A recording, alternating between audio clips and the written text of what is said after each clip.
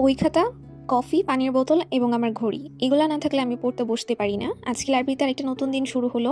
And যদি মোটিভেশনের প্রয়োজন পড়ে আমি বেঞ্চ থেকে লেখাগুলো দেখে নিই, যেখানে সবাই মোটিভেশনাল স্পিচ লিখে রাখে অ্যান্ড কেউ কেউ মোটিভেশনাল স্পিচ কেন লেখা হলো তার বিরুদ্ধে আরেকটু লিখে রাখে। তো এরপর দুপুরে আমি খেতে চলে গেলাম। আজকে আমার প্ল্যান ছিল আমি টিএসসিতে খেতে যাব।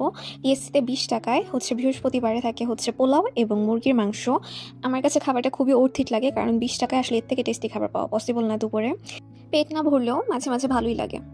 এরপর আমি চলে গেলাম আমার সেকেন্ড স্লটে পড়ার জন্য। আজকে বেসিক্যালি আমি ম্যাথ করেছি, আর আমার জর্জ পাবলিকেশনের যে MP3 বইগুলো আছে সেখান থেকে আন্তর্জাতিকটা আমি পড়েছি আর নোট করেছি। ফ্রেন্ডরা কেউই এখন লাইব্রেরিতে আসে না, এক একজন এক এক দিকে পা বাড়িয়েছে। তো একা একা পড়াশোনা করাটা খুবই টায়ারিং লাগে। মন চাইলেও চা খেতে বা কফি খেতে একা নামতে ইচ্ছা করে না। ভার্সিটির সুন্দর সময়গুলো কাটানোর পর যখন এই বেকারত্বের সময়গুলো আসে তখন আসলে জীবনের সব রং চলে যায়।